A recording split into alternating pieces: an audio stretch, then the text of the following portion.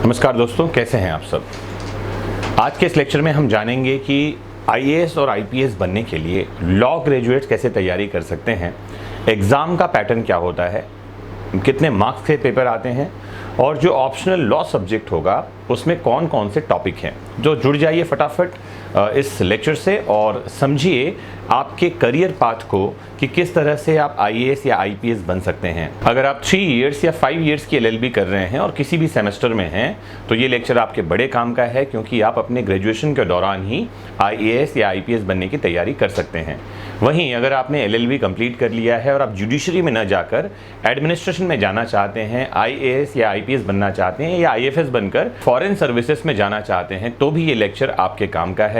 तो जुड़ जाइए और काम की बातों को नोट करते जाइए। तो आईएएस, आईपीएस, आईएफएस से जुड़ी कुछ बातें, महत्वपूर्ण तथ्य और जानकारी मैंने पहले ही अपलोड कर दिया है इस चैनल में।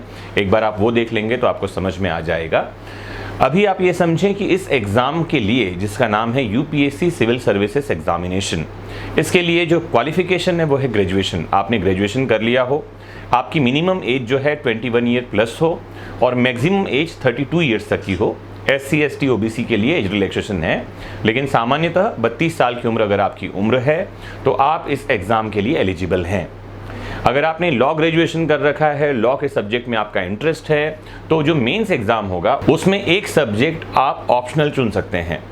जो प्रीलिम्स एग्जामिनेशन होगा उसमें 2 पेपर होंगे, मेंस एग्जामिनेशन में कुल 9 पेपर होंगे, जिसमें से 7 पेपर जो है वो कॉमन होंगे, यानी सबको देना होगा। इन 7 में से भी 2 पेपर क्वालिफाइंग होंगे जो लैंग्वेज के पेपर होते हैं, 5 जीएस के पेपर होंगे और 2 ऑप्शनल सब्जेक्ट के पेपर होंगे। जो प्रीलिम्स का एग्जामिनेशन होगा उसमें एक टॉपिक है जनरल स्टडीज़, जिसमें क्वेश्चन आएंगे 100 और इनके मार्क्स होंगे 200। 200 नंबर का आपका ये पेपर होगा, 2 घंटे में आपको हल करना है और इसमें नेगेटिव मार्किंग भी होती है। वहीं दूसरा जो पेपर है जनरल स्टडीज़ या एप्टीट्यूड टेस्ट का पेपर होगा ये, जिसका नाम है जनरल स्टडीज़ 2 और इसमें टोटल 80 क्वेश्चंस, 80 प्रश्न आते हैं। ये भी 200 नंबर के होते हैं और इसमें भी नेगेटिव मार्किंग होती है। फिर मैंने बताया आपका मेंस का पेपर होगा। मेंस में एक पेपर होगा कंपलसरी इंडियन लैंग्वेज का, एक भारतीय भाषा जो आपको चुननी है, आप कौन सी भाषा का एग्ज़ाम देना चाहते हैं। 3 घंटे का पेपर ये होता है, 300 नंबर का ये पेपर है। दूसरा पेपर होगा इंग्लिश लैंग्वेज का कंपलसरी पेपर, 3 घंटे का पेपर है, 300 नंबर का। फिर पेपर 1 एसे राइटिंग का होगा, ये पेपर जो है 3 घंटे का है, 250 नंबर का पेपर है। एक पेपर जनरल स्टडीज़ का होगा, 3 घंटे का पेपर है, 250 नंबर का। एक पेपर और है जो जनरल स्टडीज़ का होगा, 3 घंटे का, 250 नंबर का। इस तरह जनरल स्टडीज़ के पेपर 1, 2, 3, 4 4 पेपर जनरल स्टडीज़ के होंगे। हर पेपर 250 नंबर का होता है। तो 4 पेपर हो गए जनरल स्टडीज़ के, एक पेपर हो गया एसे का और 2 पेपर हो गए इंग्लिश के। ये हो गए टोटल 7 पेपर। इसके अलावा ऑप्शनल सब्जेक्ट जो है इसके 2 पेपर होते हैं, पेपर 1 और पेपर 2। ये दोनों पेपर भी 250 नंबर के होते हैं। जैसा कि मैंने बताया, लैंग्वेज के पेपर जो हैं वो क्वालिफाइंग पेपर होते हैं, आपको इनको क्वालिफाई करना है, इसके मार्क्स नहीं जुड़ते हैं। मेंस एग्जामिनेशन में जो 9 पेपर्स होते हैं, उन 9 पेपर्स में से जैसा मैंने बताया लास्ट के 2 पेपर जो हैं वो ऑप्शनल सब्जेक्ट के होंगे और ये आपको चुनना होता है। और लॉ ग्रेजुएट्स के लिए इससे बढ़िया कुछ नहीं हो सकता कि वो लॉ ऑप्शनल चुनें। आइए समझते हैं कि लॉ ऑप्शनल में कौन कौन से पेपर होते हैं और क्या क्या टॉपिक इसमें हैं। तो जैसा कि आप सामने देख ही रहे हैं, एक टॉपिक आपका है constitutional law and administrative law, प्रशासनिक विधि और संवैधानिक विधि इसे हम कहते हैं। एक टॉपिक आएगा इसमें आपका इंटरनेशनल लॉ।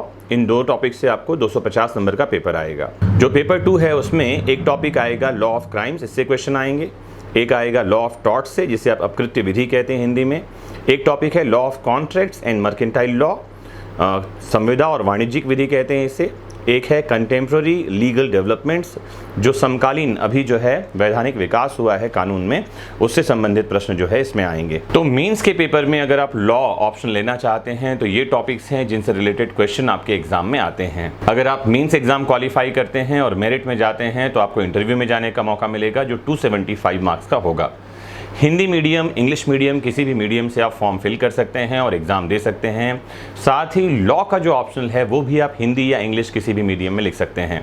तो लॉ ग्रेजुएट्स के लिए एक बढ़िया अपॉर्चुनिटी है। हर साल एग्ज़ाम के नोटिफिकेशन आते हैं और आपको मौका मिलता है, सीधे आप IAS बन सकते हैं, IPS बन सकते हैं, IFS बन सकते हैं या IRS रेवेन्यू सर्विसेज में भी आप जा सकते हैं। तो अगर आप अभी अपने ग्रेजुएशन के दौरान स्टडी कर रहे हैं, ये लेक्चर सुन रहे हैं, आपने LLB करना स्टार्ट किया है, तो आपके पास एक बहुत बढ़िया समय है।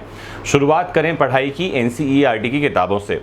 क्लास 6 से लेकर 12 तक की किताबें ले आइए, सोशल स्टडीज़ की, पॉलिटी की जो किताबें अवेलेबल हैं, जियोग्राफी, इकोनॉमिक्स की, NCERT की, और इससे अपना बेस बनाइए। आप साल 2 साल जितना भी चाहे समय लगा सकते हैं NCERT को पढ़ने के लिए। अगर आप 5 इयर्स ग्रेजुएशन में हैं, BA LLB कर रहे हैं, ये समय कितना लगाएंगे आप डिपेंड करता है आप कौन से अपने एग्ज़ाम के ईयर में हैं या आपने ग्रेजुएशन कर लिया है, ध्यान रखिएगा, है ना।